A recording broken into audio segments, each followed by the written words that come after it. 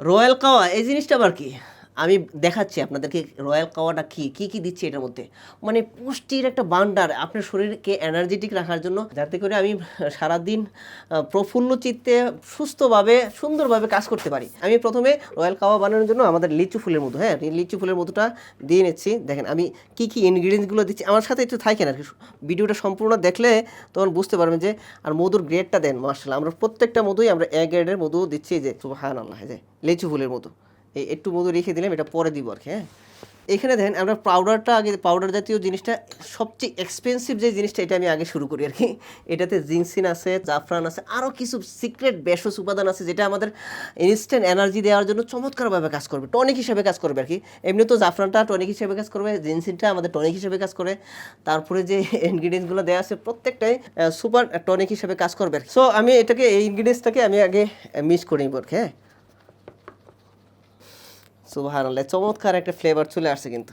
এই যে আমি মিক্স করে নিলাম, তারপরে আমি দিয়ে নিচ্ছি, এই যে এটা কিন্তু পোলেন, বি পোলেন নাম শুনছেন কিনা জানি না। এই বি পোলেনটা হচ্ছে মৌমাছির একটা খাবার, প্রচুর পরিমাণে প্রোটিন আছে এটার মধ্যে, প্রচুর পরিমাণে প্রোটিন। এই বি পোলেনটাও আমরা দিয়ে নিচ্ছি, এই পরিমাণ বি পোলেন থাকবে প্রত্যেকটার মধ্যে। তারপরে পেস্তা বাদাম দিয়ে নিলাম, তারপর দিয়ে নিচ্ছি বাদাম কুচি, আর এটা আমরা একটু মিশিয়ে নিব। হ্যাঁ, এটার সাথে খুব ভালোভাবে মিশিয়ে নিব। মানে এটা আমি যখন আমরা বানাচ্ছিলাম, আমরা তো কয়েকবার টেস্ট করে আমরা ফর্মুলেশনটা চেঞ্জ করে করে করে করে তারপরে আমরা তারপরে ফাইনালে চলে আসি। এটা হচ্ছে খেজুর পাউডার কি, খেজুর পাউডারটা শরীরকে এনার্জেটিক রাখার জন্য চমৎকার কাজ করে খেজুর পাউডারটা। হ্যাঁ, এই জন্যই কিন্তু আমরা ইফতারের শুরুতে খেজুর খাই, শরীরটাকে এনার্জেটিক করার জন্য। তো খেজুরের এটা পাউডার করে আমরা এখানে দিয়ে দিছি। তারপরে আমরা এই যে এখানে কিশমিশটা দিয়ে নিব, কিশমিশটা দিয়ে তারও একটু নাড়াই দিব। এরপর আমরা এই যে কাঠবাদামটা, এই কাঠবাদামটাও দিয়ে নিব।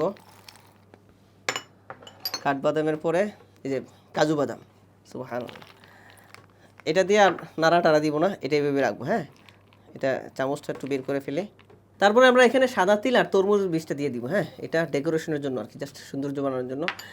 এরপরে আমরা মধুটা দিয়ে দিব, মধু, যে বাকি একটু মধু রাখছিলাম, এই যে উপর দিয়ে মধু দিয়ে দিলাম।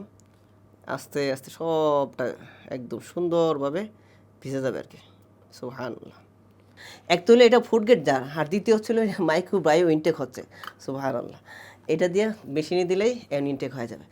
সো তৈরি হয়ে গেলো রয়্যাল খাওয়া। দেখেন এটা আমরা 3-4 দিন আগে তৈরি করা, প্রোডাকশন করা।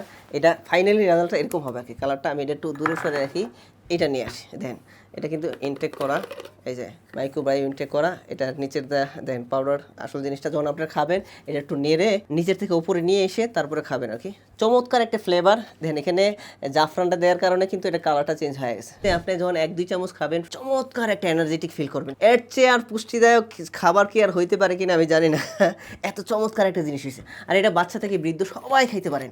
আর এটা যদি আপনি কন্টিনিউ খাবেন না, কন্টিনিউ খাইলে যে পুরুষের যে সমস্যাগুলো থাকে, ডাক্তাররা যে পরামর্শ দেয় আপনারা একটু টনিক জাতীয় খাবার, ভালো ভালো খাবারগুলো খাবেন, এই যে পরামর্শ দেয় কিন্তু। সো এই খাবারটা হচ্ছে আপনার জন্য। তবে এটা খেয়াল রাখতে হবে যে প্রতিদিন 2-3 চামচের বেশি খাওয়া যাবেই না, কোনোভাবে না। পরিমাণ মতো প্রতিদিন যদি সকালে 1 চামচ, রাতে 1 চামচ খান, একদম চমৎকার কাজ করবে। আপনি 1 সপ্তাহ খেয়ে দেন।